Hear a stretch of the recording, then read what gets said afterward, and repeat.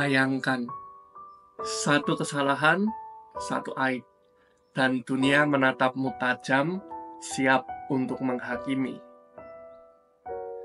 Tak peduli siapa kamu, dari mana kamu datang, atau mengapa kamu jatuh.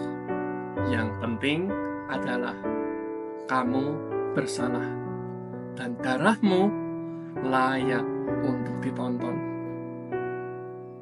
Itulah dunia hari ini. Dunia yang mengira dirinya suci karena bisa menunjuk dosa orang lain. Dunia yang tak lagi memerlukan pengadilan karena merasa cukup dengan pandangan mereka sendiri. Tapi tunggu dulu. Siapa yang memberi kita hak untuk melempar batu? Apa benar kita lebih baik dari mereka yang kita hina? Atau kita hanya lebih licik dan lebih licin dalam menyembunyikan dosa sendiri? Dalam video ini, kita tidak hanya sedang membahas perempuan yang tertangkap basah berbuat dosa, seperti yang dikisahkan dalam bacaan Minggu Prapaskah kelima. Kita sedang membahas kita, kamu, aku, kita semua. Karena kebenaran yang tanpa belas kasih bukanlah kebijaksanaan, tetapi kekejaman yang dibungkus moral palsu. Kita akan menelusuri jejak kisah ini dari berbagai sudut. Yang pertama adalah sudut sejarah, dan lalu budaya Yahudi, permainan kuasa di balik hukum, kemunafikan religius, refleksi gereja, hingga pisau analisis para filsuf, sosiolog, dan psikolog masa kini. Jika kamu siap untuk tidak hanya berpikir, tetapi juga berkaca, maka mari kita langkah bersama. Ada satu momen dalam Injil yang begitu membekas. Bukan karena keajaiban yang spektakuler, melainkan karena keheningan yang menelanjangi hati manusia ketika Yesus berkata, "Barang siapa di antara kamu tidak berdosa, hendaklah ia yang melemparkan batu kepada perempuan ini." Seketika, dunia menjadi sunyi. Satu persatu batu jatuh, dan tidak ada satupun yang tersisa kecuali 2 orang. Sang Kudus yang tidak pernah menghukum, dan seorang pendosa yang telah diampuni. Inilah kisah tentang dosa, kemunafikan, belas kasih, dan perubahan hidup. Namun, juga kisah tentang kita, umat manusia yang hidup di zaman yang serba cepat, serba menghakimi, dan seringkali melupakan makna belas kasih. Untuk memahami seberapa besar ledakan moral dalam kisah ini, kita harus mundur ke abad pertama, ketika masyarakat Yahudi berada di bawah cengkraman 2 kekuasaan. Yang pertama adalah hukum Taurat yang sangat ketat mengatur hidup manusia, dan yang kedua adalah kekuasaan Romawi yang oportunis. Tentang zina. Dalam masyarakat Yahudi, bukan sekedar pelanggaran pribadi. Zina dianggap dosa publik yang mengancam kemurnian umat, kemurnian bangsa. Tetapi yang lebih menyakitkan, yang dipermalukan hampir selalu perempuan. Hukum mencatat keduanya harus mati, tapi yang dibawa ke hadapan Yesus, ke hadapan banyak orang, di depan umum hanya satu, sang perempuan. Pasangannya entah siapa dan sedang di mana, entah kenapa tidak ikut diseret. Dalam Imamat 20 ayat 10 menyebutkan, bila seorang laki-laki berzinah dengan istri orang lain, pastilah keduanya dihukum mati. Tapi mari jujur, yang mati bukan hanya tubuhnya. Yang mati lebih dulu adalah martabatnya. Karena masyarakat jauh lebih cepat mencabik reputasi ketimbang mencari kebenaran. Dan meski Israel saat itu tunduk pada kekuasaan Romawi yang melarang eksekusi secara publik tanpa izin, para pemuka agama tetap lihai memanipulasi hukum demi mempertahankan wibawa. Ini bukan lagi soal moral, ini soal kekuasaan, soal gengsi religius, soal siapa yang boleh bicara atas nama Tuhan. Sekarang, hukuman mati mungkin sudah tidak diberlakukan, tetapi penghakiman masih sangat brutal, bahkan lebih licik. Kita nggak butuh pengadilan, kita punya internet, kita tak perlu palu hakim, kita cukup klik dan sebar, klik and share. Persinahan, skandal, aib, gosip, semua jadi santapan publik. Dan anehnya, kita menikmatinya. Kita menikmati kehancuran moral orang lain.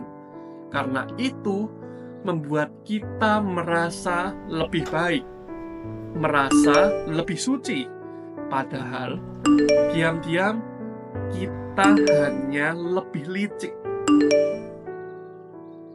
Di dunia kita sekarang, kita tak lagi sedang melempar batu. Kita melempar reputasi orang ke jurang. Kita hancurkan masa depan seseorang. Padahal kita bahkan tidak tahu keseluruhan kisah hidupnya. Kita duduk manis di balik layar menjadi algojo digital tanpa pernah melihat langsung wajah korban. Zina hanyalah salah satu bentuk dosa yang dibenci.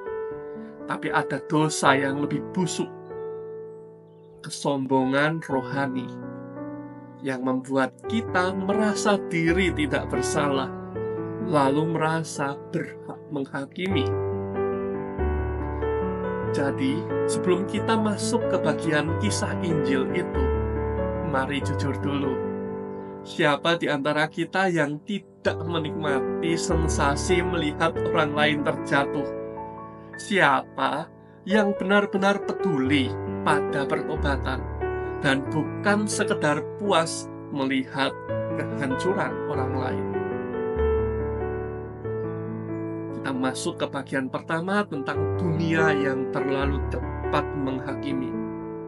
Kita hidup di dunia yang mirip dengan kerumunan dalam kisah perempuan yang tertangkap basah berzinah. Tapi alih-alih batu, yang kita lempar adalah komentar, status, tweet, ciutan, atau bahkan kutipan moral. Media sosial menjadi arena publik tempat dosa diumbar dan reputasi hidup orang dihancurkan. Sosiolog René Girard dalam teorinya tentang scapegoating atau pengkambing hitaman menjelaskan bahwa masyarakat cenderung mencari seseorang untuk dipersalahkan agar bisa meredakan ketegangan sosial. Dosa orang lain menjadi semacam pelepas frustasi kolektif. Seolah dengan menghukum dia, kita membebaskan diri dari beban. Dengan menghukum dia, dunia menjadi damai. Namun Girard juga mengatakan tentang paradoksnya. Kita kita membenci kekerasan, tapi terus memeliharanya lewat ritual penghakiman. Bagian kedua yaitu Yesus dan paradok hukum. Apa yang dilakukan Yesus dalam Yohanes 8 adalah tindakan yang subversif sekaligus menyelamatkan. Yesus tidak menyangkal hukum Musa dan hukum Taurat, tapi ia juga tidak membiarkan hukum menjadi alat pembunuh. Yesus menempatkan hukum dalam terang belas kasih. Santo Agustinus pernah menulis, Justitia sine misericordia crudelitates, misericordia sine justitia mater est dissolutionis, yang dapat diartikan keadilan tanpa belas kasih adalah kekejaman. Belas kasih tanpa keadilan adalah induk dari kekacauan. Yesus menghadirkan keduanya. Yesus menghadirkan belas kasih serta keadilan. Ia tidak berkata bahwa perempuan itu benar, tetapi ia juga tidak berkata bahwa dia akan menghakiminya. Yesus memberi kesempatan. Yesus tetap membuka masa depan perempuan itu, meskipun perempuan itu telah berbuat dosa. Gereja sepanjang sejarah memegang teguh pesan ini. Dalam Katekismus Gereja Katolik kita mendengar, Injil adalah pewartaan sukacita tentang belas kasihan Allah terhadap para pendosa. Dan Paus Fransiskus juga menekankan bahwa waktu belas kasih adalah sekarang. Dalam homili tahun kerahiman ilahi, ia mengatakan, Tuhan tidak pernah lelah mengampuni, tapi kitalah yang sering lelah meminta ampun. Namun gereja juga mengingatkan bahwa belas kasihan bukanlah pengabaian terhadap kebenaran. Kata jangan berbuat dosa lagi adalah panggilan untuk berubah, panggilan untuk bertransformasi. Pertobatan bukan sekedar rasa menyesal, tapi memulai kehidupan yang baru. Seperti yang dikatakan Santo Yohanes Chrysostomus, Tuhan bukan hanya menahan tangannya dari menghukum, tetapi ia juga mengulurkan tangannya untuk mengangkat.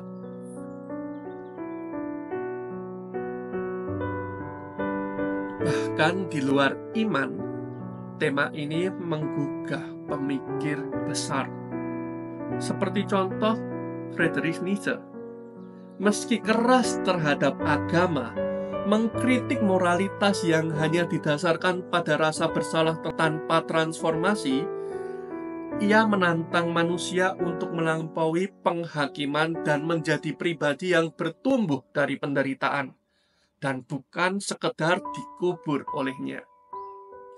Sementara itu, Carl Jung, psikolog serta murid Freud, memperkenalkan konsep the shadow atau bayangan, yaitu bagian dalam diri manusia yang menyimpan hasrat dan luka yang tak diakui. Menurut Jung, banyak dari kebencian dan penghakiman kita terhadap orang lain sebenarnya adalah proyeksi diri kita, proyeksi bayangan kita sendiri yang tidak mampu mengungkap rasa bersalah. Artinya, kita melemparkan batu yang hendaknya untuk diri kita sendiri kepada orang lain. Bisa jadi kita sedang mencoba membunuh sisi dalam diri yang kita benci, tetapi tidak kita akui. Simone Weil, seorang mistikus dan filsuf Kristen, juga berkata, Hanya orang yang telah memandang wajah dosanya sendiri dalam keheningan bersama Allah yang mampu mengampuni dengan tulus. Sudahkah kita seperti itu? Di zaman ini, penghakiman telah menjadi hiburan. Kita nggak peduli tentang transformasi atau pertobatan orang. Lihat saja tayangan reality show, pemberitaan selebriti, atau bahkan forum-forum digital. Setelah melihat mereka, kita cepat menilai, namun lambat mengerti. Kita suka menghukum, tapi kita takut mengampuni. Dalam psikologi sosial, ini disebut fundamental attribution error. Cenderungan melihat kesalahan orang lain sebagai cerminan karakter buruk mereka, sementara kesalahan kita sendiri sebagai hasil dari situasi. Budaya ini mematikan belas kasih. Kita lupa bahwa yang kita hakimi adalah manusia, bukan sekedar berita. Namun, dalam terang Injil, kita diajak untuk melihat dari sudut pandang yang berbeda. Bukan tentang apa dosanya, tapi apa yang bisa kita selamatkan dari dirinya. Kita membuka peluang agar orang tetap selamat dalam dosanya melalui pengampunan.